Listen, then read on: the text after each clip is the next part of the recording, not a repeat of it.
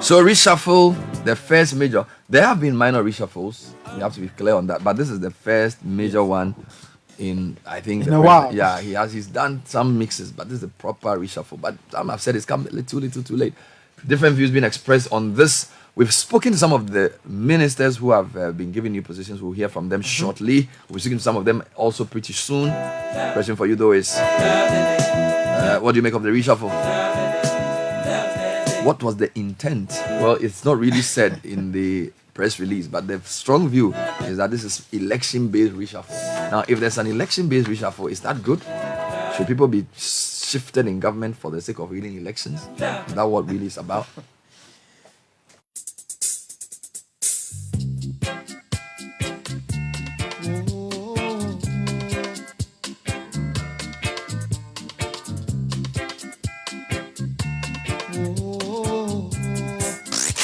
Unleashing the power of relevant radio. This is Citi 97.3. All of a sudden she said, I'm not, she found a substitute. But I'm just letting you know that I'm still around. I'll be a bridge over troubled water,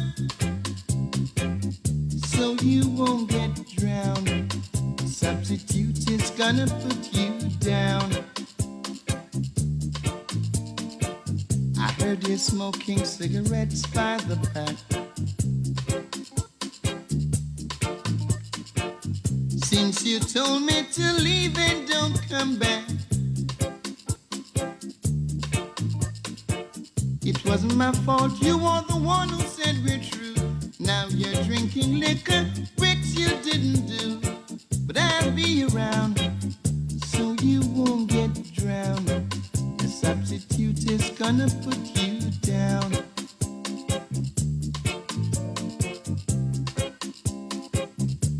Whoa.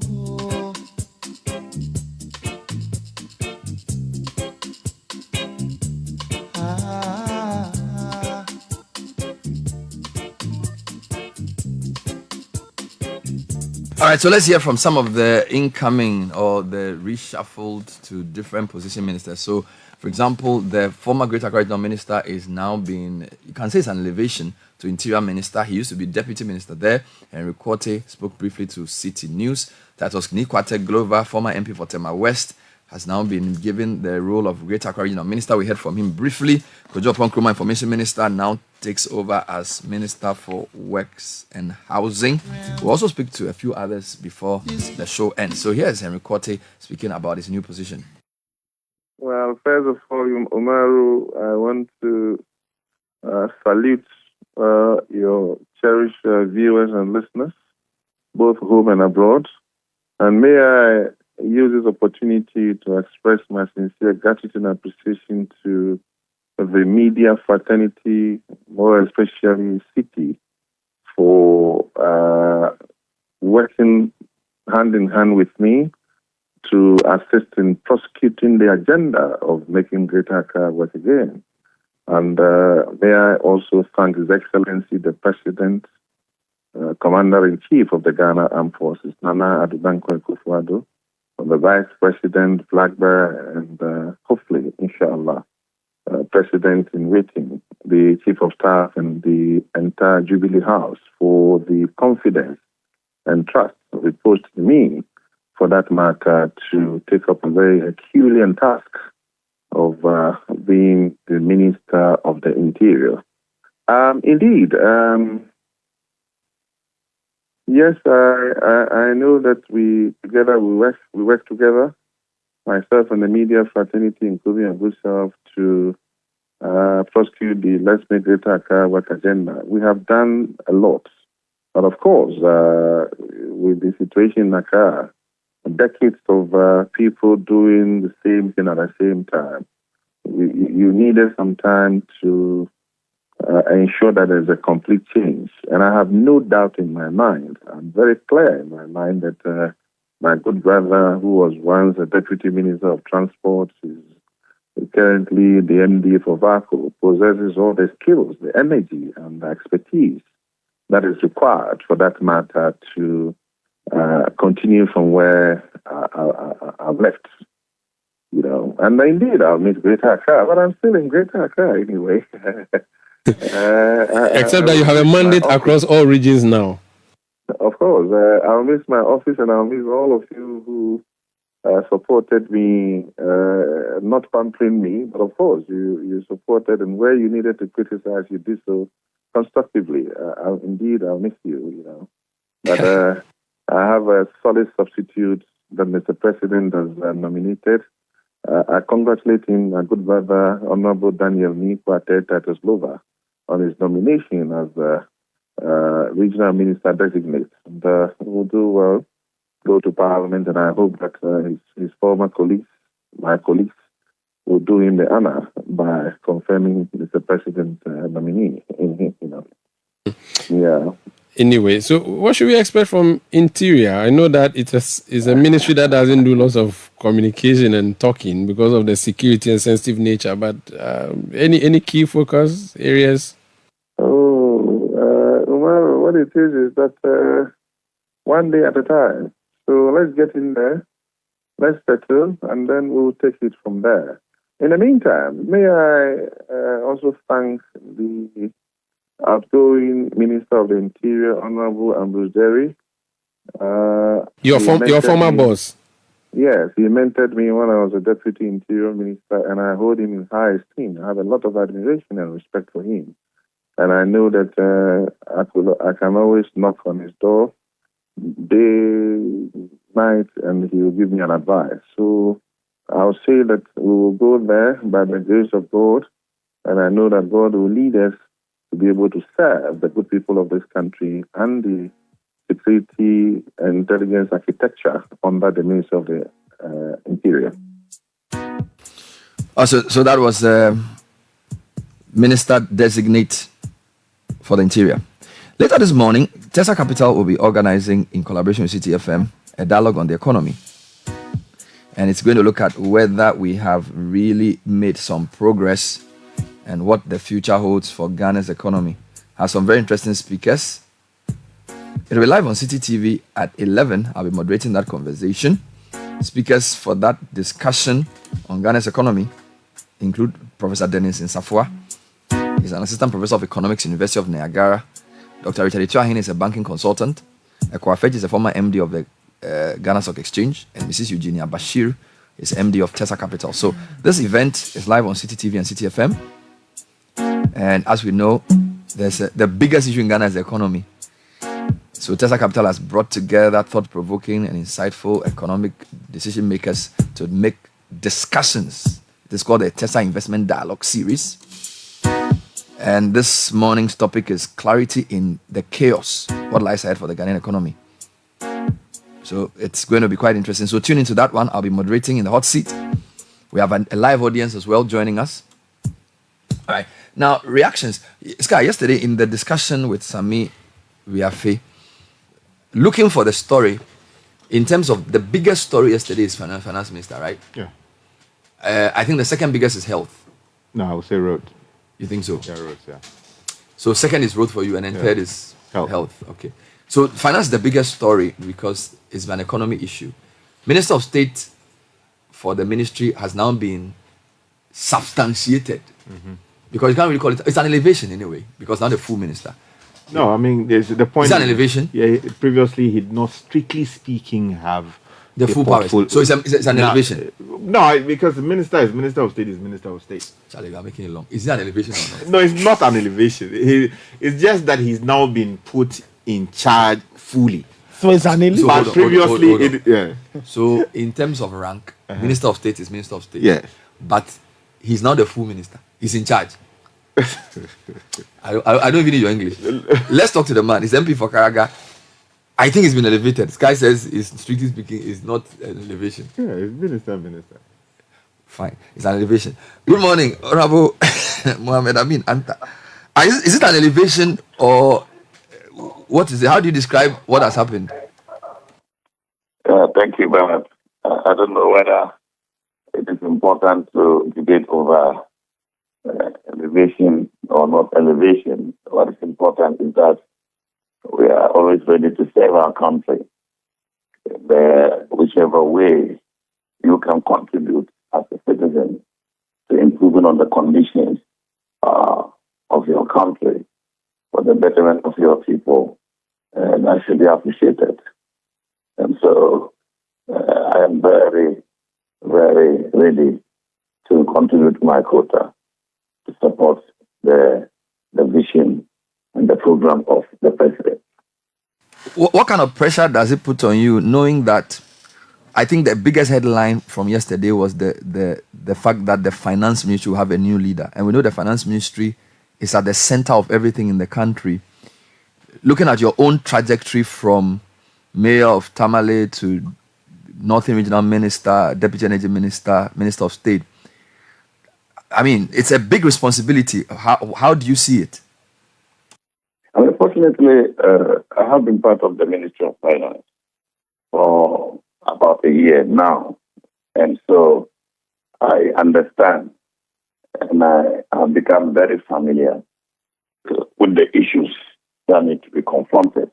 And even before then, you know that I've been involved at the highest level in the management of important issues. The energy sector is a very important issue. It continues to be an important issue.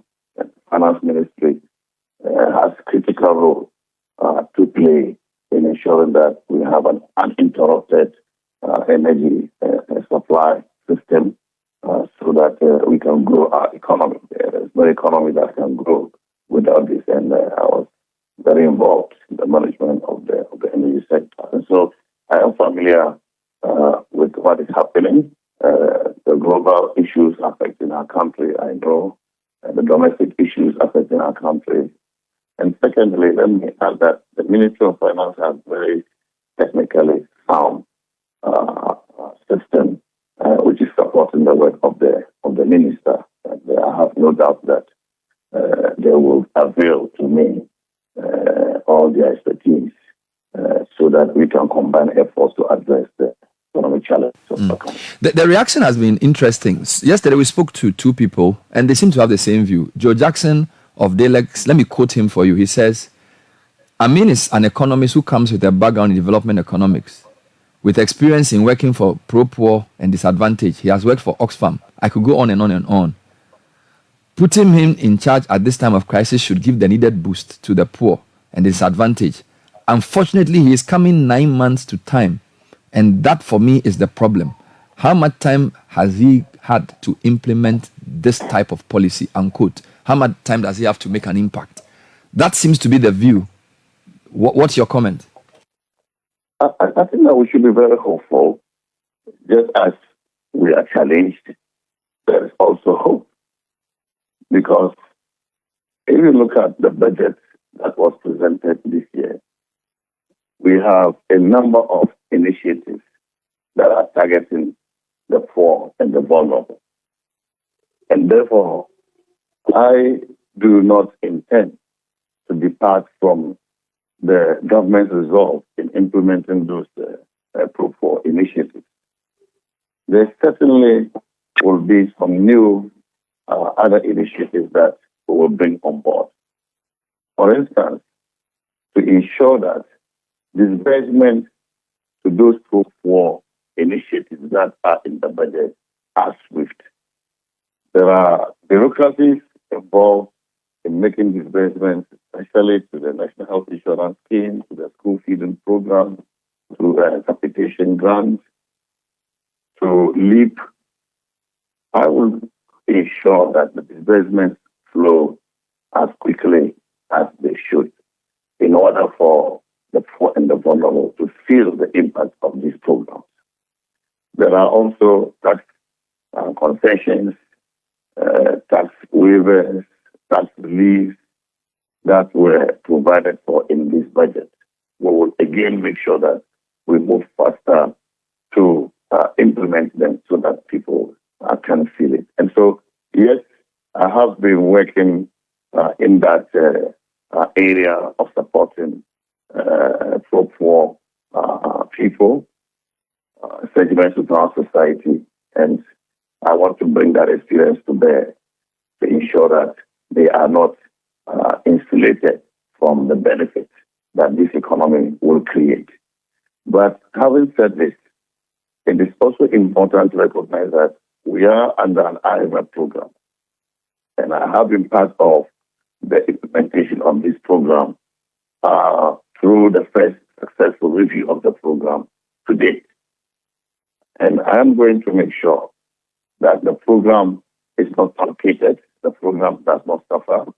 I want to assure the IMF, the investor community, that I will make sure that the program continues to be on track. Whatever commitments we have made as a government, I will work with the entire government machinery under the leadership and guidance of His Excellency the President to ensure that the ISA program does not suffer. Okay. Don't forget that we also are about negotiating with the World Bank under what we call the DPO, the Development Plan Corporation, which will see to the disbursement of almost $1 billion US. I'm going to move very fast to negotiate this arrangement. And there are a number of commitments we are seeking to make, including some reforms in the energy sector, in the financial sector, but also reforms that will ensure that the pro-poor people are protected. I'm going to move very quickly to negotiate and conclude this negotiation. And whatever commitment we'll make, some of them bordering on revenue, collection, expenditure controls and commitments, I'll make sure that we do not deviate from the path. All right. So those assurances, I'm sure, are important for the international community. The other concern, though, was expressed by, again, your colleague on the other side, the spokesperson on finance, what's his name, Adongo. And let me quote him again. He says, "I do not doubt the competence and ability of Dr. Mohamed Amin. He was my former colleague on the finance committee, my senior at school, and I have great respect for him, except to say that they've given him the job with one hand and taken it with the other. Because he is now minister, they have appointed the very person they are removing as the senior presidential advisor on the economy. What that simply means is that for Amin to get any policy through to cabinet or through executive approval of the president has to go and consult the very same Ken Ofori-Atta. And so technically it means that Amin cannot do anything if Ofori-Atta is not in agreement, because he would have to advise the president against it," unquote. Well, even my colleague, Akufo-Addo, I will consult him. I'll consult him whenever there is need to consult him. I will consult many stakeholders. This work I'm going to do is going to be based on broad consultation of stakeholders, because it has come to a time that we need to be able to carry everybody along. And so there are experts in this country, there are practitioners in this country, there are people who are watchers of this economy, the opposition, like Honorable Adongo. I will try to tap into the wisdom and the experience of many stakeholders in order to move this country to achieve the objectives our president has set for me. All right, but the first issue that comes up is the difference between you and your predecessor. So not even the Adongo point alone. You don't forget that for a long time, you've not had economists run the ministry. And part of the criticism for the ministry prior to your coming was that there were a lot of banking types, accounting types without proper economists. So there's also an expectation for a different direction. Because I think apart from Akoto Osei and Dr. Ashong in the Kufuor years, we haven't really had an economist be finance minister. So that puts a different kind of expectation, and also the expectation of a different kind of economic direction. For example, the finance minister predecessor, they were very market focused because of their market experience. How different will Amin be based on his training?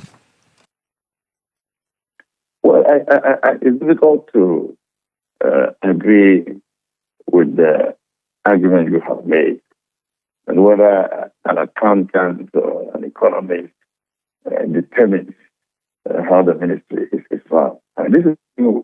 If you come to the ministry, you start down there, you see people with finance background, you see people with energy background, you see people with health background, economics, etc., etc.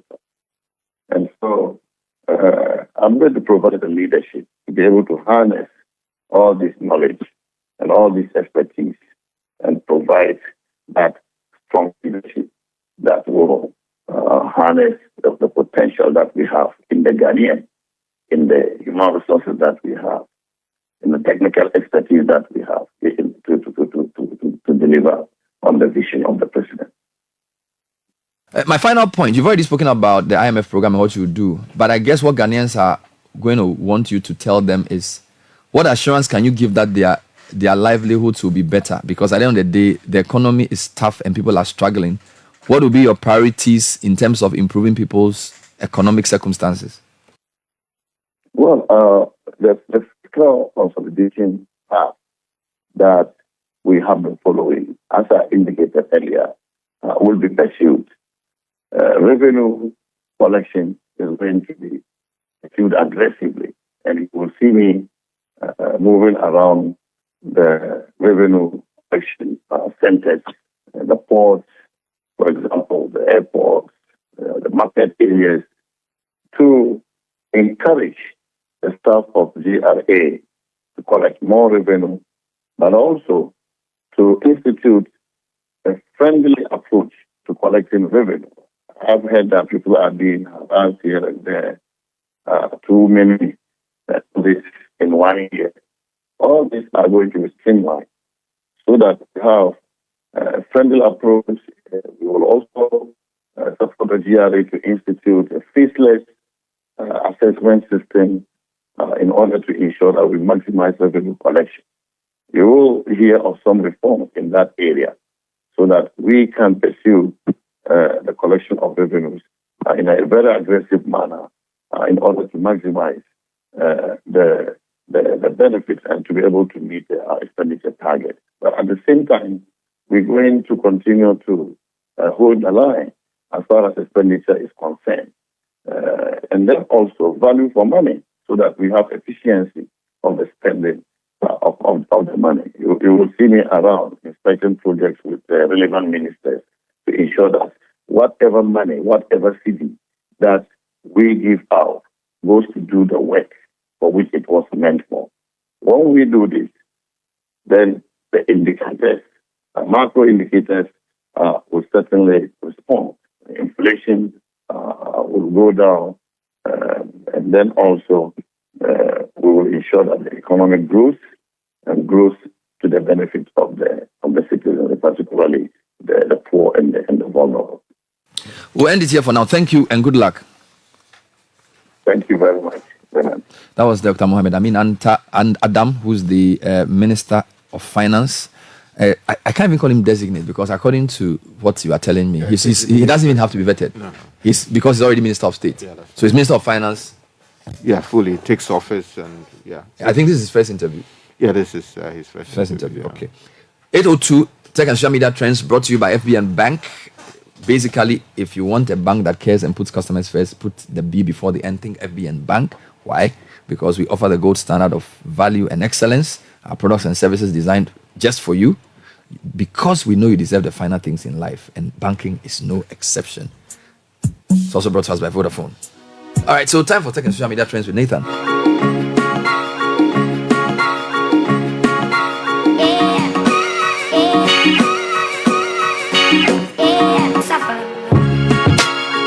Nathan, what's trending? All right, let's get into the trends. On top of the trends, Save Ghana, hashtag Save Ghana football is trending. Yesterday, the demonstration happened on Valentine's Day, a Valentine's Day demonstration of our love for Ghana football and the fact that we care about it. So the streets were full. You had fans, you had journalists, you had people who just love Ghana football. Powerful. And the placard said a lot of very different things. You know, some people wanted tax rebates in terms of football-related things. Others want the GFA president to resign. Others want reforms. All of that ended at the Independence Square, where the conveners of the demonstration took their petition to Parliament. Okay. And that was received by some MPs from both sides of the House. Now, and then they were allowed passage into the house to sit in the gallery and observe proceedings. And part of that had to do with Ghana football. So the sports minister, I was at the Independence Square, so I walked all the way with them to the Independence Square. I came back because I had to be on TV. So, and yesterday there was an important statement read on the floor of Parliament regarding the Black Stars performance and all of that, and all manner of contributions came in. Yes. Frank Anodonpress contribution is the one that a lot of people are talking about. On to some on-pitch football news, and Bayern Munich lost last night in the Champions League. So Nagelsmann is trending. He's ex-Bayern Munich manager. People are saying that things weren't even this bad under Nagelsmann. Seriously. But things are going really badly under Thomas Tuchel. Now, Manchester United and Ineos are trending. Why are they trending? Yesterday, word came out that they were trying to, or they were speaking to Newcastle's football director or technical director, Dan Ashworth, to come and work at Manchester United. So it generated a lot of conversations there as well. To some politics, finance minister is trending. Akufo-Addo is trending. Yesterday, the reshuffle was announced, and finance minister's name is. I think that the most eagerly anticipated was the finance minister. Yes, and people are reacting But at some point, people just got tired. So let them do. But I think that the new minister is sort of downplaying the new. You know, the way it's been hyped. He's sort of trying to cool it off. He doesn't want to raise expectations too much. Because from the way Parliament was behaving even last year, you know, it's interesting. So you think the road minister's one is bigger than the... Oh, yeah. But don't forget the health minister had a lot of challenges. During the COVID time, people were asking him to leave, and the president stuck with him. So the road minister hasn't really had any clamor for his removal. Not clamor. That's why it is big. And the fact that he's one of the president's loyal ministers. Removed it. It's seen as a... No, but I'm told, according to the report we had, he basically said he wants to go. Well, so he wasn't removed. According to I guess he felt he had done information we got from the president's C, he basically felt like he needed to rest. I don't know. You don't know that. All right. No, that's what Samuel Afi said. We can get into that. All right, cool. But some tech news quickly. Now, New York City is suing a handful of social media networks, alleging their platforms' design exploit young users' mental health and cost the city $100 million in related health programs and services each year. Now, in the lawsuit against TikTok, Instagram, Facebook, Snapchat, and YouTube, the city of New York said the platforms were responsible for an uptick in mental health issues among young people, including depression and suicide ideation. Now, these issues, the lawsuit states, impose a large burden on cities, school districts, and public hospital systems that provide mental health services to the youth. Now, a number of families have been speaking. Remember, a few weeks ago, CEOs of some of these large social media companies met the US Congress. Some of the families were there. So it looks like this is a fallout of that particular episode. All right. Good one. That was and let me also just quickly state that, yesterday we were talking about National Chocolate Day. Yes. Yesterday there was a statement on the floor of Parliament talking about this particular matter. And then a good portion of the time used by MPs was dedicated to critiquing the government's performance in the cocoa sector. I see. Concerns about why our yields are going down, the blacks, what do you call it? Swollen shoes disease, the smuggling across the borders to neighboring like Cote d'Ivoire and Togo in some cases, issues about fertilizer importation at the cost of the public purse, and yet people are smuggling these things out, and the need for us to introduce technology to actually ensure that we can increase yield. So it would seem that the statements we made here played a huge part. Oh, yes. What happened yesterday on the floor. We just spoke to the Minister for Finance, Dr. Mohamed Amin Adam. The elevation that has come in, apart from the one we've discussed already, is the Minister for Health. So we have Kweku Agyeman-Menu, MP for Domas Central. He's no longer Minister for Health. The Chief Executive Officer of the National Health Insurance Authority and a former MP for Lejokuku is now the Minister Designate. Of course, he was a Deputy Minister around the COVID period as well. Dr. Bernardo Kobo is joining us for a quick comment on his new appointment. Doc, good morning. Thanks for joining us. Yeah, good morning, already. Congratulations. Thank you so much. We give all the glory to God, for the promotion and for the honor. And then let me also say a very big thank you to His Excellency the President. I am truly grateful for the confidence reposed. With your support, we'll do our best as always. Yeah. When you look at your trajectory in the health sector, working in the district, coming into the board of Kolebu, deputy minister, and then CEO of NHIA, and now minister designate for health, some will say it's been pretty fast in 10 years. Very, very, very, very rapid ascent. Would you agree with that? And what would you say has accounted for that? Well, let me say that when you look at the challenges of this country, there are 10 years, I don't think it's fast. Why am I saying so? Sometimes when I meet people, I get the impression they are sort of relaxed. They think our problems will be solved ultimately. And ultimately it can be 100 years.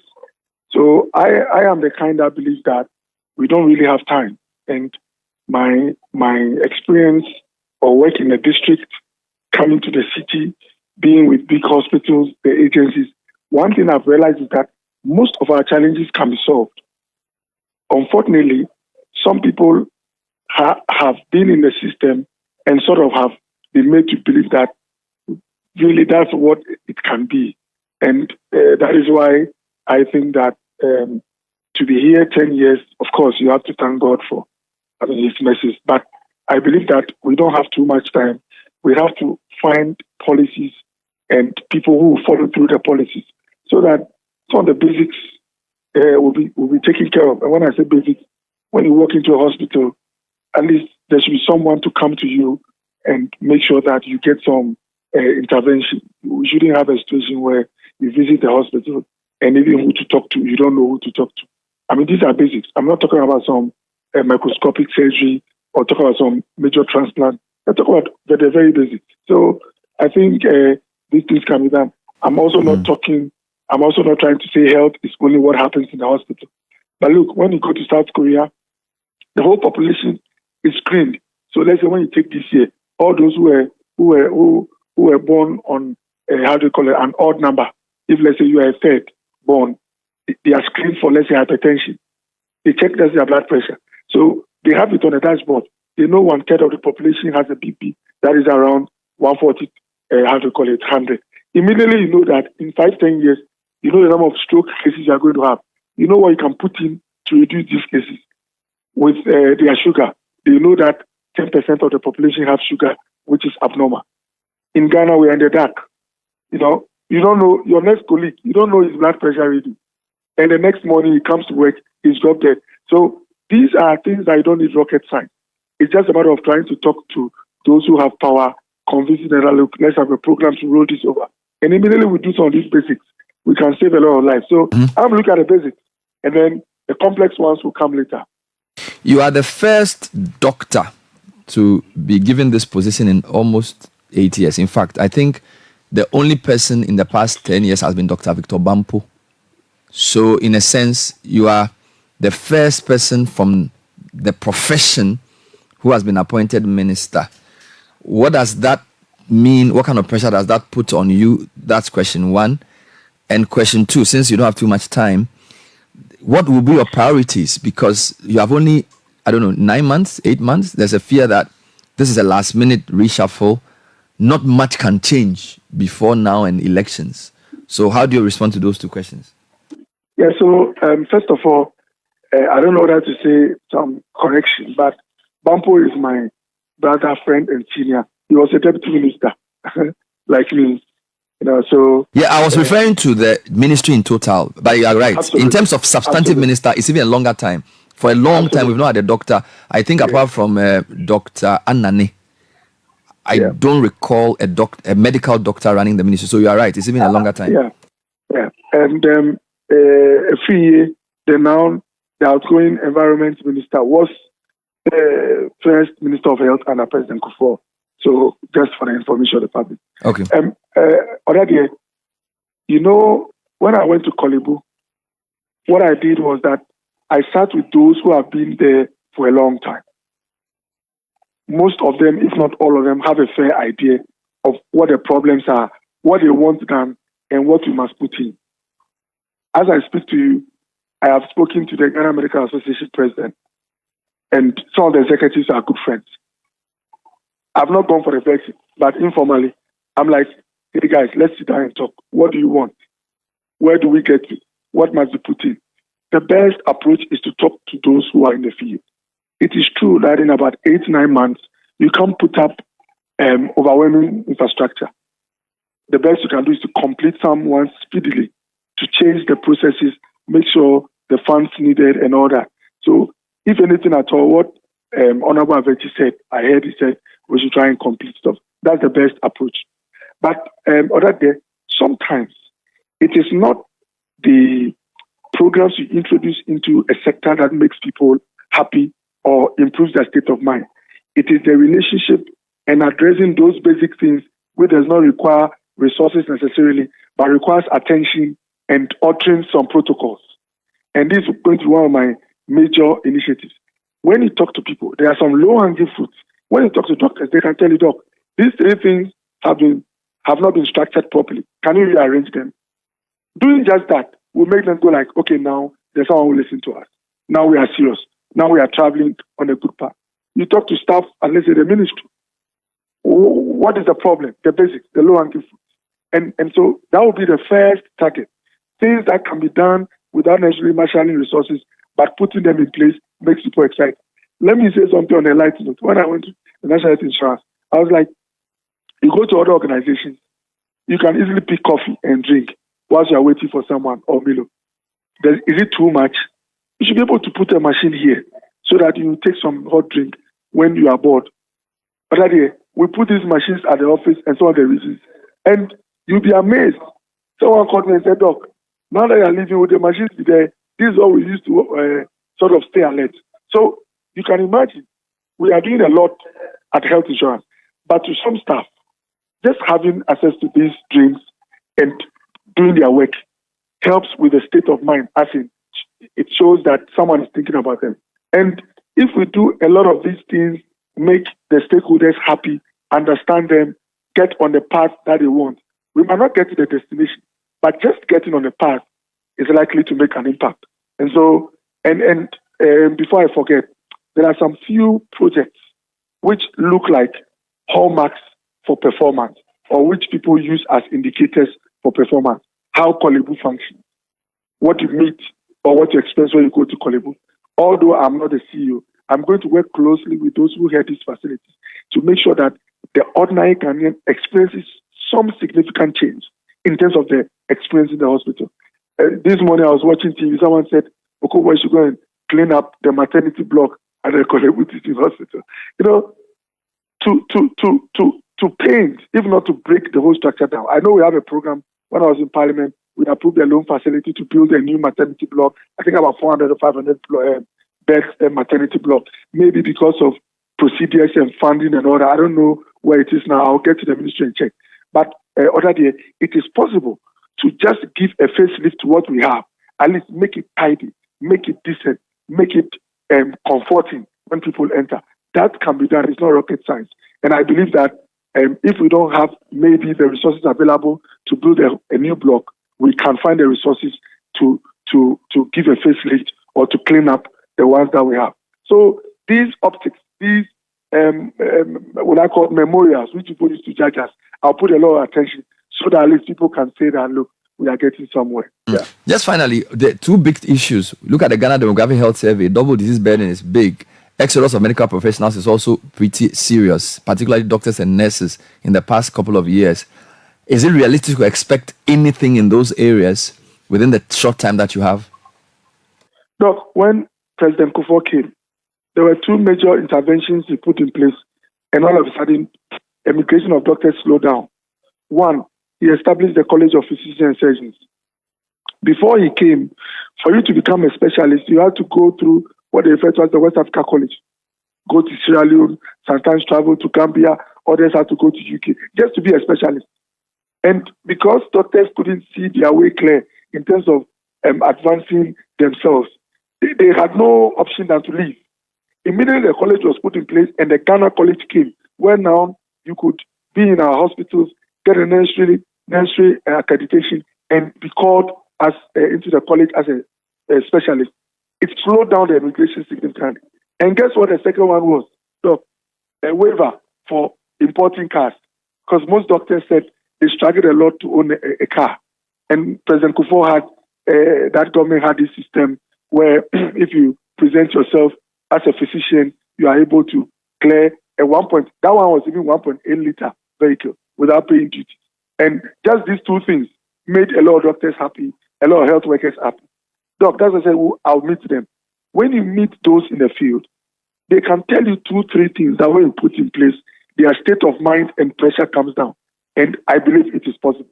Sometimes, if nobody, I'm not saying no one has talked to them, but if you don't pay attention, you might miss out on very basic things which can slow down the numbers. And look, we also have to do some radical thinking. Cuba trains doctors in drones and then sends some to other countries. Instead of the doctors coming on their own, they post them and they get remunerated. It raises revenue. You know, other than you know economics more than me. I was reading about South Korea, how they develop. At a point, to raise more forex to improve their balance of payment situation, they were not only exporting, how do you call it, electronics. They were exporting human beings, as in they sent their citizens to Germany to go and work in coal mines. They send nurses to Germany so that they remit and get forex. We've come to the place where we are training more nurses sometimes than we need in our hospital. Let's have some radical thinking. Is it not possible to have a program that is clear to make sure that we have enough nurses in our hospitals and also give the UK or New Zealand or Australia some nurses where we know how much they get, we know how much comes into the country as our share of the bargain and all that. If they don't have the spaces to train more, can't we have their regulators sitting with our regulators so that some of the curricula that are even taught, we introduce some new courses so that when you finish training as a nurse in Ghana, you are fit to walk right into a UK hospital where we know your salaries and know what we get. All these things are possible, you know. So I think in the global world, if you know it is difficult to stop something totally, then you must structure it so that you don't lose out. And these are some of the things that we'll be looking at. Thank you. We wish you well, Dr. Bernard Okoboy. Thanks for talking to us. Always grateful. So that was Dr. Bernard Okoboy, who's the Minister Designate for Health. He will be vetted because he is not a minister yet. He was a deputy minister previously, NHIS CEO. You see some grooming there, don't you? Because if you look at his trajectory from district health director, TB, to Kolebu board, deputy minister under COVID, NHIA. So you can see some. Yeah, I mean, congratulations to him. I mean, it's one of the smartest young men you have within this particular administration. Of course, moving from Chebi right into Kolebu as board chair. You know, that place is a turbulent place, Kolebu, to manage that space and then subsequently getting elevated to the position of Deputy Minister for Health. And the fine work he did with the COVID, public communication and then breaking the disease down to the understanding of Ghanaians, what they should do, what they should not do. That played a huge part in helping the government's own responses to, the virus. And then, unfortunately went to the polls. It didn't. It was surprising it wasn't even maintained as deputy health. Ideally, but I think the president's view is if you are not in parliament, that's right. It was a position he took before the elections. Unfortunately, the good people of Lejokuku did not reward him with a return, and the president had to bring him as the head of the NHIA. I think it was one big loss for the ministry, the health sector. But it's good that he's been brought back, except that 8 months to make so much change. That's the issue. All right. So let's make a quick point, just to correct the point. So, Dr. Brukumanimisa Anda Rawlings was a doctor, Minister for Health. Deputy was Nyoma Donko, who was also a doctor, later took over. Anani Kufuor, time doctor. Later on, Kwekwe Free, also doctor. Since that time, we've had George Sipayanki, Alban Bagwin at some point. We've had Joseph Yilechiri. We've had Alex Sebefia, who are all non-doctors. And then now we had Kweku Ajimamenu and his two deputies who are not doctors. So up until Kwekwe Free, so from Kwekwe Free, we hadn't had a doctor running the ministry till Okoboy. So that's the point of correction I wanted to make. No, I don't think you properly contextualized it. You gave a rider that... No, I'm talking of as a minister. Yeah, I understand. Yes, because there's also Bampo, who was deputy. Yeah. So my point is that we've not had a doctor run the ministry since Dr. Kukwefri. Yeah, but the way you said it, there was really no problem with it. You had not said that. I mentioned. You gave a period Yeah, which I know, but my mistake was I mentioned Anani. Yeah. But Anani was Kufuor 1. Yeah. Efriye was Kufuor 2. So that was a correction. Do you get it? So Efriye was the doctor running the ministry before Okobo in terms of full minister. Anyhow, another, I'm not going to call him incoming. So this gentleman is MP for Sekondi.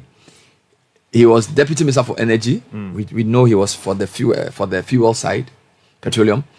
And now he's been, I don't know whether he's been elevated. An interesting point, because sometimes it's better to be a deputy minister in some ministry. that we don't know. This is an elevation. It's an elevation. Okay. Yes, this is properly so called. So-called. Okay. So he's now the minister for tourism, creative arts, right?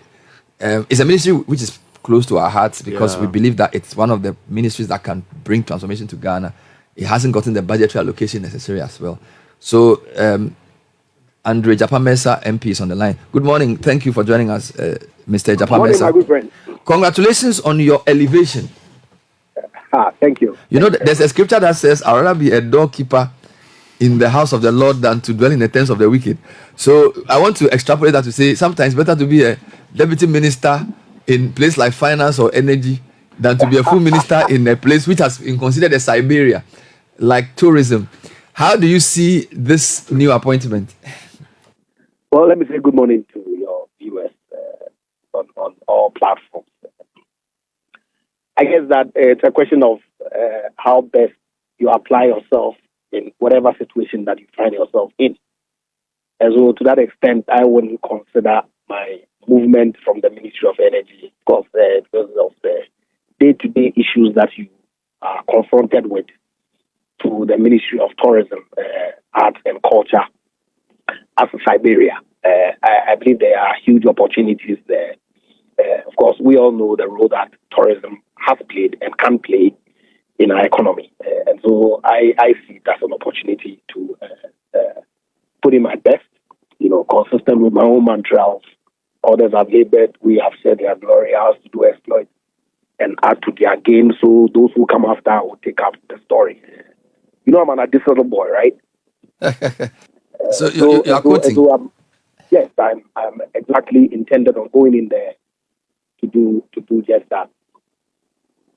Did the president tell you why he was moving into tourism? Because we know you're a lawyer, you used to work in a bank, so you clearly have a certain disposition and training. Tourism seems way out there. Was there a brief? What is his expectation of you in the short time that you have? Well, His Excellency the President, when he met with me, was very candid. Of course, because of the sector that I work in presently, we've had occasion to have constant engagements with him on some key issues. And on some occasions, in the absence of my minister, I've led the discussions with him. So he knows the work that I have done at the Ministry of Energy. And he recognized that my clear understanding of the sector. And to correct you, I wasn't responsible for petroleum. I was the Deputy Minister for Energy. So I worked in both petroleum and power. Okay, and also the cross-cutting areas. Because my minister took the position that anybody who steps into his shoes should be able to appreciate from day one all sectors or all sub-sectors within the Ministry of Energy. And so we all had no designation. Okay, we worked pursuant to his, as it were, assignment of work that he gives to us. Okay. And so His Excellency the President was clear, but had also proceeded to say that, look, it had cause to reorganize the government. And it was important that he abides by the constitutional constitution which enjoins him to have some regional balance in his cabinet. Looking around, he felt that I best fit that categorization in terms of my work ethic, the role that I've played in the energy sector. He's satisfied with my work. And so he wanted to elevate me into his cabinet with responsibility for tourism, arts and culture. Of course, I graciously accepted and thanked him for the confidence that is reposed in me. he indicated what his vision was in the tourism sector, of course, as an observer of the space, and especially because I speak on not only on energy, but for government. Okay, I appreciate to some extent his vision in the tourism sector.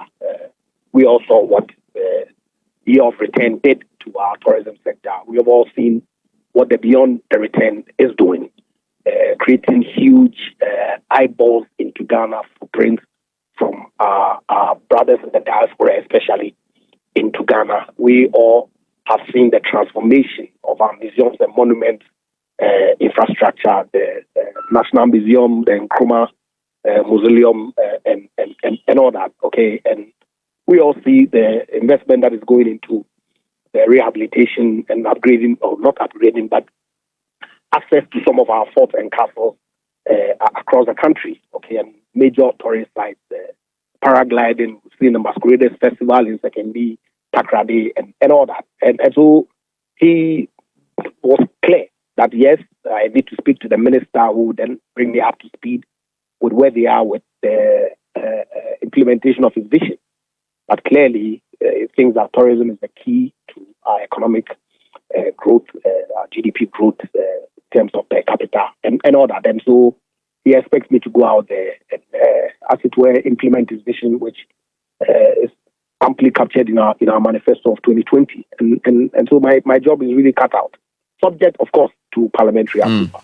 Do you have any priorities already? Have you started talking to people in the industry, or you're waiting for vetting? You won't believe it, that as between yesterday morning when the formal announcement came, because I got to know Monday evening, okay, and midnight of last night when I left my last meeting and headed home, the kind of people who have gotten in touch with me, messages, phone calls, the kinds of ideas that have been thrown at me and all that, I really see it as a good challenge, which I love, and so I'll go there, as always, subject to parliamentary approval, and put in my best. But of course, 2024 targets have already been set by way of the budget that has been approved. But there's an opportunity in the media to see if there are any new things that can be done to further enhance the vision of the president. We wish you well. I'm sure we'll be talking to you in subsequent programs. That was MP for Sekunde, the Honorable Andre Japamesa, who's now the Minister Designate for Tourism. He did point out, Sky, that it's the president also spoke about regional balance. Oh, yeah, I mean, that's a constitutional requirement. So you cannot, as president in appointing ministers to serve in your government, ignore that. In fact, that is one of the things that they have to juggle around. So some of the people you see in government, they are not so much there because of competence, strictly speaking. And I'm not talking about Honorable Japamesa here, because one of the finest brains you have around. But the government, the president has got to fulfill constitutional sanctity. So that's why you have the Honorable Samson Ahi, for instance, raising issues as to why, in his view, it would seem that Western North has not been named as part of the current, administration, and he's raising serious constitutional and legal issues with that. So, yes, I mean, as a president, if you're going to make appointments, you have to think seriously about that, and that is why those of us who vote, when we are voting, we should look closely at the people we want to represent us, because the Constitution imposes a certain obligation on the president. So think about whether this more person than 50% you are voting for as MP, if the time comes for minister, can they do their job? Exactly. More than 50% must come from parliament. That's the first one. Yeah. And then also in making the appointments, there has to be regional balance. So you're right. People should not just vote based on immediate considerations. They should look at all of those things. Exactly. 8:41. Let's bring you two quick announcements. We're still talking to the incomings. So far, spoken. So yesterday, Umar Sanda spoke to Henry Quarte, who's the incoming interior. He spoke to Titus Glover, who's the incoming Greater Accra. He spoke to Opon Nkrumah, who's been transferred from information to works and housing. Today, I've spoken to Dr. Mohamed Amin Adam, finance. Spoken to Okoboy Health, and I just spoke to Japamesa. We'll get a few more before the show's over, just to give you a sense of where their mind is and what they think about the task ahead. Time check 8:42. Don't forget, later this morning, we're bringing you a conversation on the economy of Ghana. and it's brought to you by Tessa Capital. It's called the Tessa Investment Dialogue. And this conversation is basically on the economy.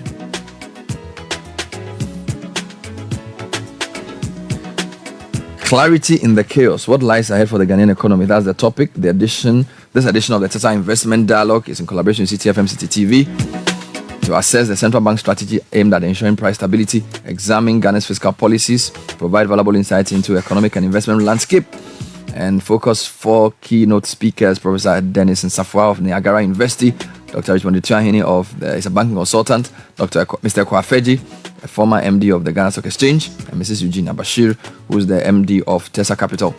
I'll be moderating that conversation at 11 on Citi Television. And with lots of love from the 7th lane, Osu Chicken Grill gears up for its Valentine's Day free lunch campaign. Chicken Grill has a vibrant business model that enables food production at very low cost. Our delicious burgers, wraps, fried rice, jollof, and our tasty chicken and bread and buttered in Ghana, perfectly tailored to the Ghanaian pocket. Call us on 0533 615 069 for a taste of our meals. Follow us at Chicken Grill for more information. That's ChiqNGRILL. And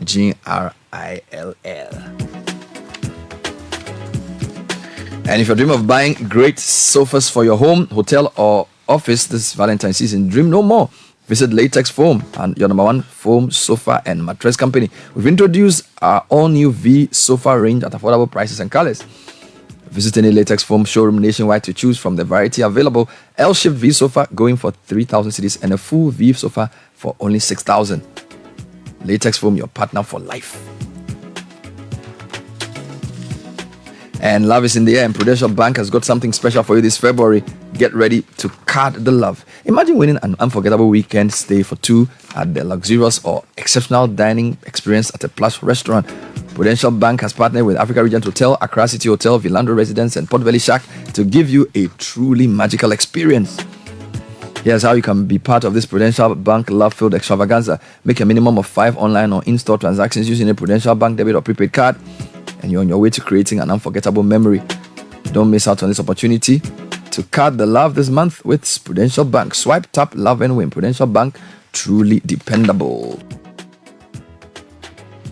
Now, when you buy anything, it has to be the very best. That's why Diamond Cement, 42.5 hour grade cement, is the highest quality on the Ghanaian market. If you are in the construction space, that's why you need Diamond Cement. They have the affordable 32.5 hour grade, which means there's good value for everybody, and that's great value for your pocket.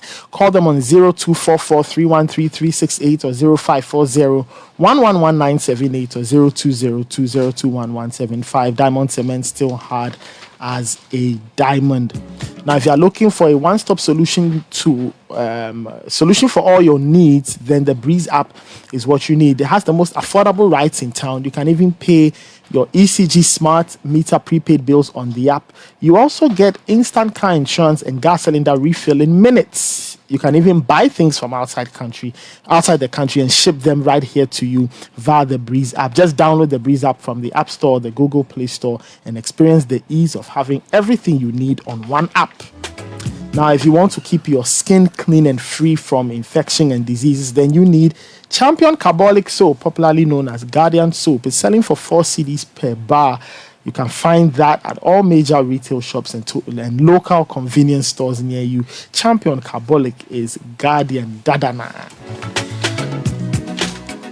New quartet Titus Glover is the designate for Greater Accra. He spoke on Eyewitness News with Umaru Sanda. Here's an excerpt of that interview. The feeling is mixed. It's mixed excitement and humbling, because I'm busy in the plant helping to smelt aluminium. Little did I know that having worked for His Excellency the President. So for me to be called yesterday evening and informed that he's giving me the I'm grateful to the President, the Vice President, the Chief of Staff, the entire Presidency for having that confidence in me to come and assist him to run the region. So it's a mixed feeling, both excitement and humbling. From the smelting plant in Valco to the Regional Coordinating Council, we've seen what Honorable Henry Quarter, your brother, did. He raised the bar, if you like, for regions since he became regional minister, talked about, has been very active, involved in so many things. I'm sure you'd be taking, handing over notes from him, and you've been observing what he's been doing. Should we expect his brother to chart a new path, or are you going to continue with what he's been doing? How is it going to be like? This opportunity to congratulate my brother, and he has done so well. In fact, he has really, like you said, raised the bar in RCC. He started so many things, and I think that stepping into his shoe is a challenge for me. And I will not blow my horn. I will get the handing over notes.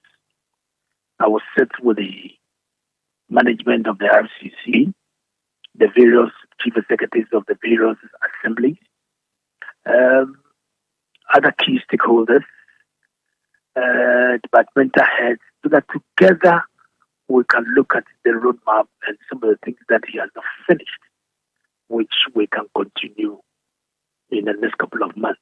So I think that I will not blow my horn for now. It's a matter of being patient, get a hand over notes, study them, and apply the needed strategy and planning into it. It's good you say next couple of months, which means you have just a few months. There are many people who think a few months you can't really do much. Are you sure you can do a lot? Like I'm saying, I don't want to boast. It's a matter of, there are some substitutes who can do a lot of magic. You know that. Even in active football. I've been in active soccer during my days in Afunya United, you know. A substitute can come in for just seconds and minutes. And the kind of things that he can do, he can win you victory. So I see myself as a substitute who has come to complete the match. So let us all be patient. I'll be handing over notes. I will study them thoroughly, involve all those who matter, and I believe that what is needed to be done, God willing, we'll be able to do. So Daniel Kwate Tatos Glover speaking to Mary Sanda. Everybody is answering the same question. You don't have enough time. This looks like an election-based reshuffle. What can you do? Mm-hmm. And they've all said, most of them seem to think they can do something, although some are more measured than others. Yeah. I think the health minister felt he could do a bit. Finance minister is a bit more measured. Ejapa Mesa also admits that it's a short time, but basically people are calling, so there's impetus to do something. Let's check with the information minister designate, former deputy minister, the Fatimatu Abubakar, yeah. She's now the minister designate. Again, as we discussed, risen from spokesperson in the Nanado campaign team to deputy communications in the office of the president to deputy minister, part of the legal team in the 2020 election petition, and now substantive minister. So again, you can see a really rapid rise, because if you look at the 2016 campaign, she was just in the office of the flag bearer. Yeah, I think it started in 2012 as well. Yeah, so fatigue goes way back. So in a decade, just similar to Okoboy, a pretty fast rise, below 40 as well. Good morning, Honorable Fatimatu Abubakar. Thanks for joining us. Good morning, Bernard. Congrats on your new appointment. Thank you so much. We were just discussing on the seemingly fast rise of Fatimatu Abubakar in our politics, because I think it was about a decade ago that we heard of you working in the then flag bearer's office, and in a decade you are full minister for information, no mean a position. What's your comment on that view that your rise has been pretty fast?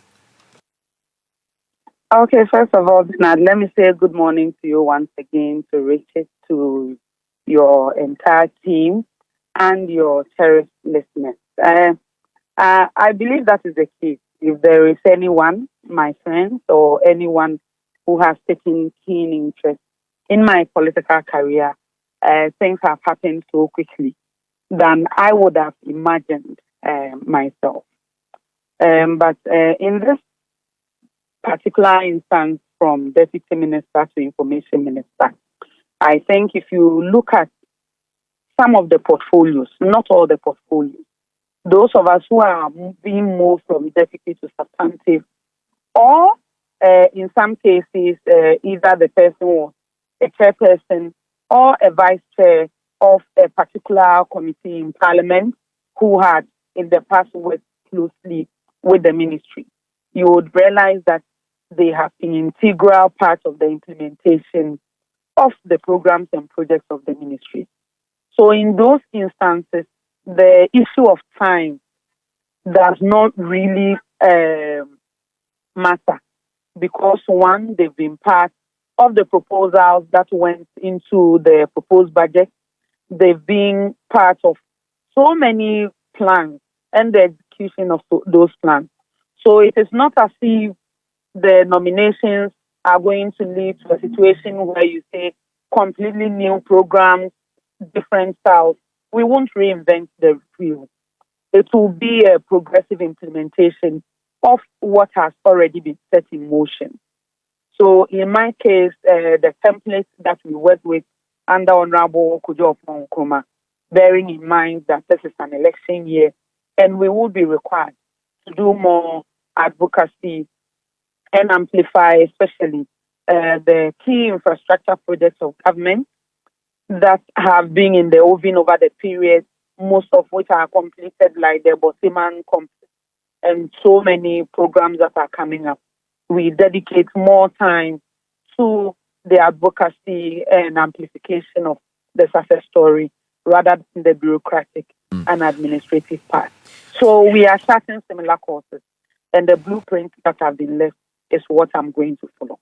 So, all well and good, Honorable Fati, that seems great, but that cuts both ways, because some would say the narrative around this reshuffle has been freshness. The new team is much younger. People expect some new impetus to what many consider to be a flattening government. So, whilst you're saying you're going to continue, does that not take away from the freshness feeling? Because the narrative has been that the president needs to salvage what is left of the MPP to give Bawumia a fighting chance, which is why this reshuffle is being done. But you are saying that you want to, basically because you, the deputies, you're going to continue. And I don't think people want the same old, same old. That's my point. People are not necessarily interested in the same old. They want something new, right? Of course, even twins from the same womb, when they come out, same parents, same DNA, everything, in terms of personality and style, that may differ. But what I am saying is that the 2024 budget has already been passed, if you would admit that. And yes, it's a mixed bag of those who have not been to some ministries at all, and those who are being elevated at their respective ministries where they have served. For instance, Dr. Okoboy, he has been at the health ministry. As a deputy minister, he has gone to NHIS, which is also a sector under the ministry. So my appreciation of some of the conversations that have come up within the period is that, these people don't have time. It's barely 9 or 8 months to the election. When are they going to vetting? When are they going to start all over again?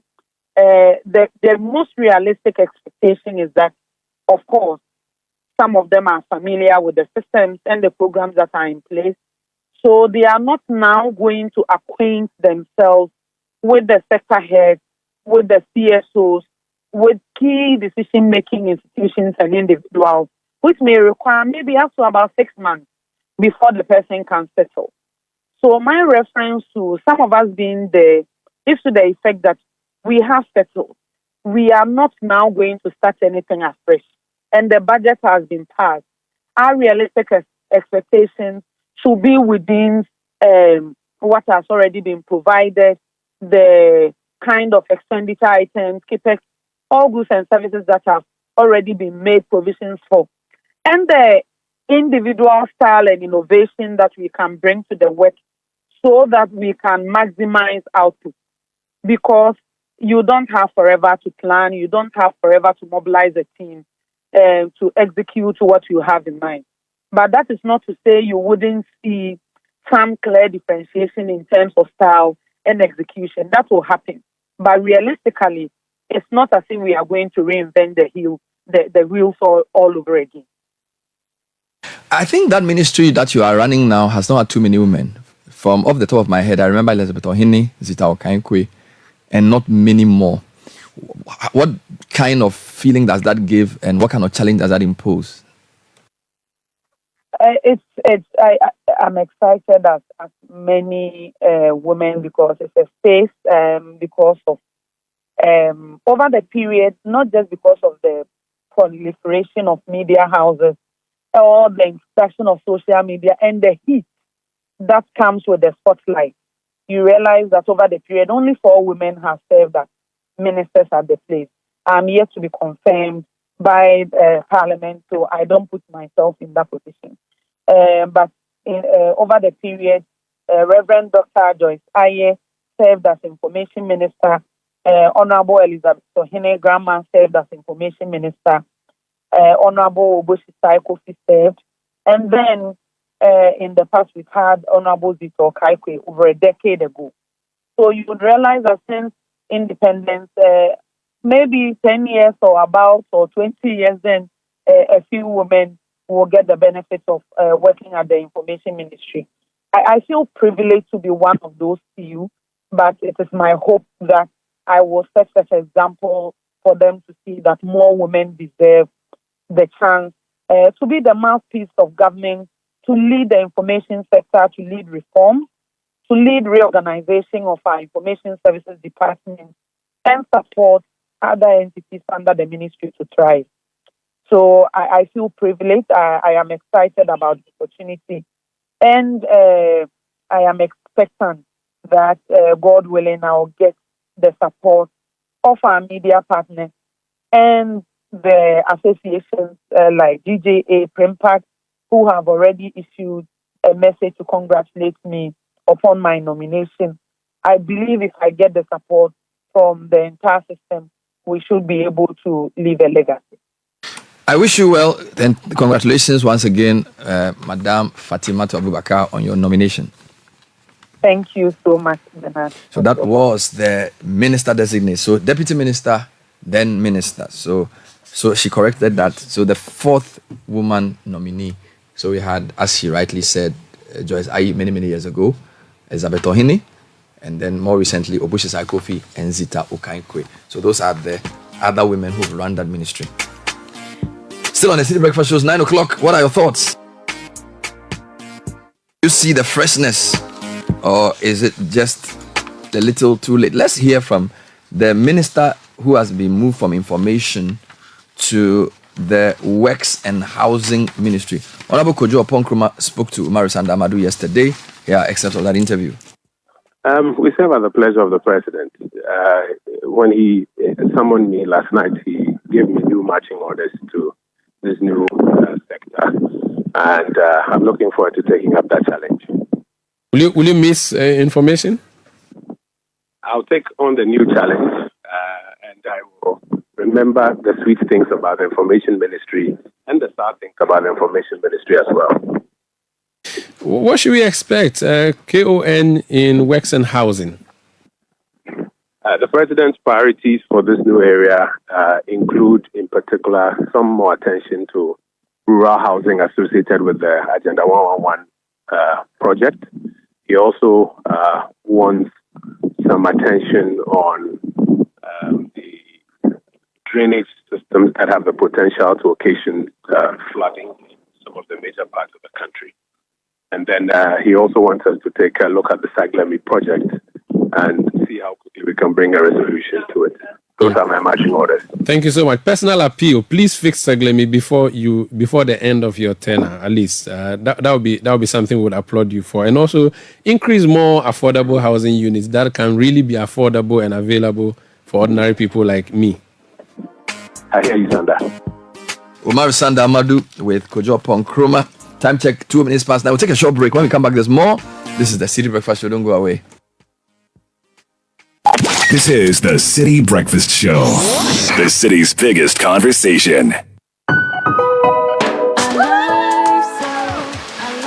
Just like how water refreshes you on a hot sunny day, a refreshing bath with Alive soap leaves you feeling fresh and brimming with confidence. Available in lemon, coconut, rose, and aloe vera. Alive soap. Feel fresh. Feel alive.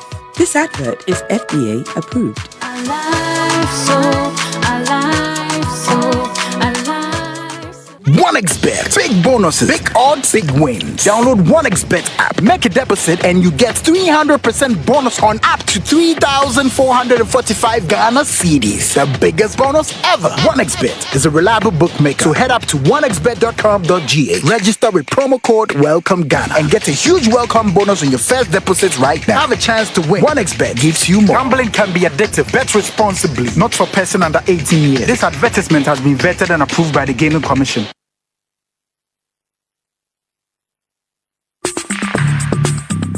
Join the conversation on the Citi Breakfast Show on Facebook at facebook.com/Citi97.3, Twitter at twitter.com/Citi973, and Instagram at instagram.com/Citi973 with the hashtag CitiCBS.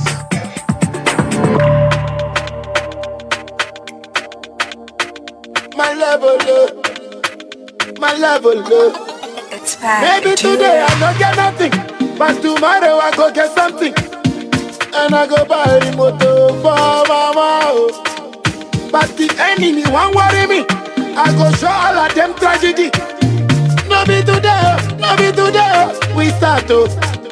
So if I sing my song, if I keep up for long, because you don't know that day, oh Jesus Christ, he go come. Oh. So if you see me today, I know my level.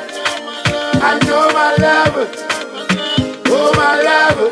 Anybody publish a pen today, I know my level. I know my level. Oh my level. The time I waka yo. I mean I can go more better. Lonely story. The time I buy my Toyota, Flossy Kama Kebenyena. What a lovely story. I don't live this life, yo, because I got my Bible, yo. Because the blessings I get from the Most High is so great, though. So if you see me today, I know my level. I know my level. Oh, my level. Anybody publish a pen today, I know my level. I know my level. Oh, my level. Maybe today I don't get nothing, but tomorrow I go get something. And I go buy the motor for 5 minutes past 9, City Breakfast Show. A few names also came up and have been mentioned for deputy or as deputy ministers designate. So if I sing my song, including, for information, Honorable Sylvester Tete, who's the MP for Botiano English Yamanfro. Jesus Christ, Local Government Decentralization and Rural Development, Honorable Vincent Eko Asafua, who's MP for Old Tafo. And Communication and Digitalization, Honorable Charles Echampong is the designate for deputy minister there. Other new ministers include Dakwa Newman, MP for Okaikwe South, Gender, Children and Social Protection. Martina J. Mensah Kosa for Local Government, Rural Development and Decentralization. Lydia Sarah, so Ajay Mensah is MP for Techiman South. Lydia Sarah Malhassan is MP for Ayawaso West Wogon, Sanitation and Water Resources designation. And then for OT region, Mr. Daniel Machato. I buy my Toyota, Flossy Kama Kebenyena. What a lovely story. I don't live this life, yo, because I got my Bible, yo.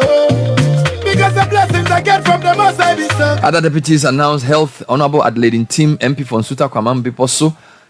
For health as well, Honorable Alexander Kwesiakwa is MP for Akim Oda.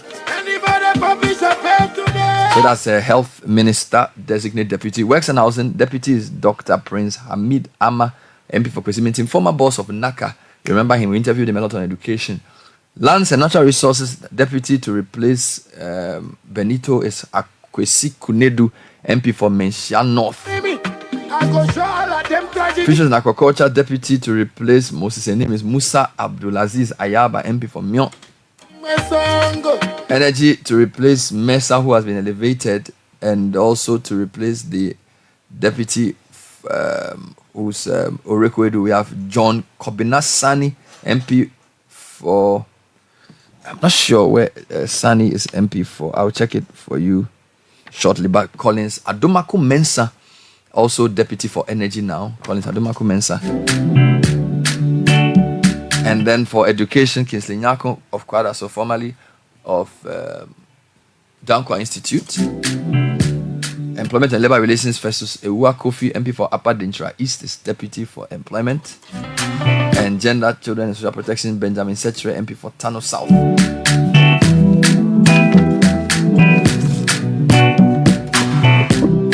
Now, the GRA is reminding all withholding tax agents, including VAT withholding agents, that all withholding taxes need to be paid to the Domestic Tax Revenue Division of the GRA by the 15th of every month. Withholding taxes for January 2024 will therefore be due by 15th of February, which is today. Now, all agents may submit hard and soft copies of schedules indicating gross amounts, tax deducted, names of taxpayers, NTIN or Ghana card pin from whom the taxes were withheld. Now, if you want to speak to the GRA, get them on email info@gra.gov.gh or by WhatsApp 0552 990 000 or 0200 631 664. So is it me or I don't get the sense of excitement? Is it that they've left it too late? Had this been done a year ago, would people have been more excited, you think? Yes, I think. Let me first of all congratulate all the people who have been, elevated, reassigned, or now properly nominated for consideration by Parliament. I believe they have played their part, and that would explain why the President thought it necessary to give them the opportunity to serve at this level. But, Bernard, to answer your question, I would answer it with a number of, questions. Questions to answer questions. Yeah, because first of all, is the reshuffle necessary? Yes, it is necessary. Is the timing correct? It depends on how you look at it. But in my respectful view, I think it is too late in the day. But, too late in the day? Yes. But too late is never too late, right? The reason being the context is important, and I'll come back to that. Too late is never too late. And then also, are these the men and women who would do the job to the glory of God as to persuade the Ghanaian people that the MPP deserves another, opportunity to lead the country? That's another question. And then also, the size of the cabinet of the president. So those are the 5 elements that I will use. The first one is whether the reshuffle is necessary. In my respectful view, yes, it's necessary. Because Ghanaians have become tired, there are respectfully much more senior citizens in government, and it is as if they are not bringing any new ideas on board. They are tired, they should have left long ago willingly, or the president ought to have removed them. But for some reason, the president persisted with them, although it was obvious that they needed to have been a sharpening of the teeth of his government. Unfortunately, efforts to get some of them out through votes in parliament didn't work. And somehow the president now realizes that, look, I think I have to do something. He's been forced. Yeah, so he has done something. So, yes, reshuffle necessary. Now, the second leg of the question is the timing. Now, what I get from those in within the corridors of power is that they want to hit the ground running, sort of. This is in a way to support, the Baumia, campaign in a way, sharpen the focus of the attack of the MPP, and hope that the performance of these people who are coming in and the ones who have been reassigned will give some energy to the government, so that there will be some performance as to give some indication that, look, the government deserves another shot at the presidency and leading the line in parliament.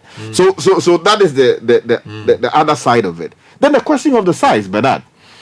We have been preaching on this network for as long as I can remember that the size of this government is just too big. Yes. When the president was first elected with in excess of 1 million votes or so in support of him, when he came and he made his first line of nominations, he defended the huge numbers by saying that, look, we are in a hurry.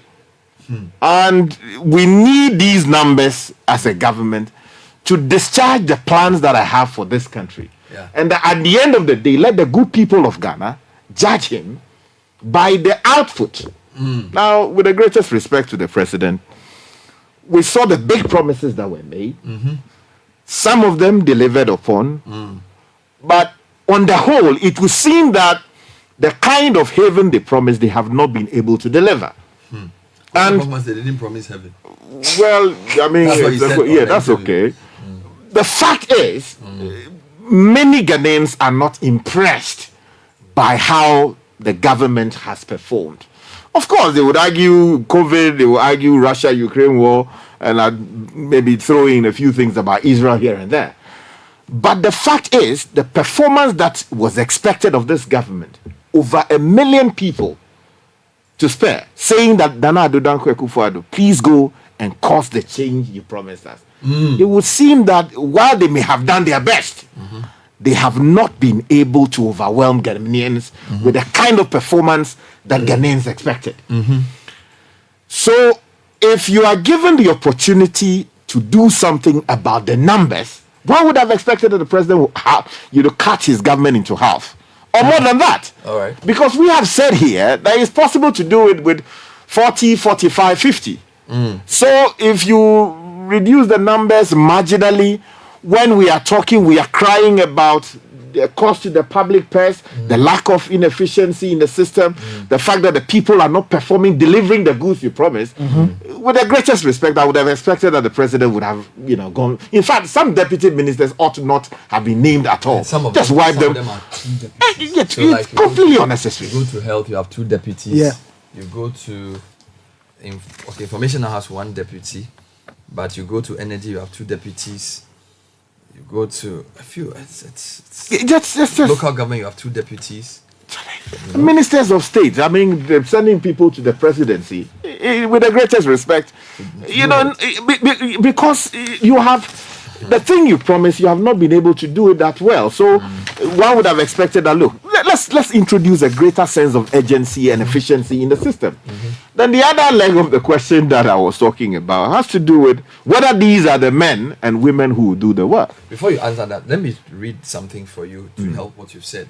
So here's a listener. It says, so if you're a new minister sent to a ministry for the remainder of this tenure, a few things come to mind. 1, the budget for the year has been done and approved. 2, these budgets were based on the plans and dreams of your outgone minister. 3, by the time you catch up with goings on to craft your own plan and direction, the media budget review period impo would have gone. 4, electioneering period beckons soon. What plan can you do? It seems Nana Addo Dankwa Akufo-Addo and his people stack the deck against us. It is still business as usual. That's coming in from a listener. Yeah, so the timing is, they don't have too much. You see, the timing issue, it is just like you are playing football match. Depending on how many goals you have conceded, in other words, the deficit that you have to claw back, you may put Messi in if you are losing by 2 goals to nothing, and Messi has the magic wand to help you to quickly level up quickly and then perhaps win it when you have 10 minutes or so to the end of the game. But where, for some reason, with the greatest respect, you are somehow, in some people's words, losing by, say, 7-0. Sometimes even if you bring Maradona, it may not be right. So that is how some people will look at it and say that yes, you may have brought some fresh ideas in, but it would seem that the deficit that has been created by the government's own conduct and misconduct in some cases would lead people to believe that, look, this is not going to work, no matter how hard they try. But, I mean, we still should give the people who are coming in the benefit of the doubt. Because you never know, 8 months or 9 months is a long time in politics. If the economy turns around, the CD is doing well, brilliant ideas come in and they are able to create jobs for people, the roads get a new facelift, and the problems we all talk about, the CD against the dollar, the situation improves. And, the conditions of service of workers, something happens and people are smiling, then it would seem that people can have a fair assessment of whether or not the NPP should get an opportunity to continue or not. And again, there are many ostentatious, lifestyles that we've seen within the administration. if the people coming in would show a certain level of frugality, saving the public purse, resources that need not be spent anyhow, and ensuring that a certain signal is sent that, look, we can do things differently, then there will be a fair point to say that, look, consider them. But for now, things are not as impressive. The government hasn't lived up fully to its potential, and clearly, it would seem to many people too late in the day. Okay. 054-998-6996. Can send us your own comments on this matter.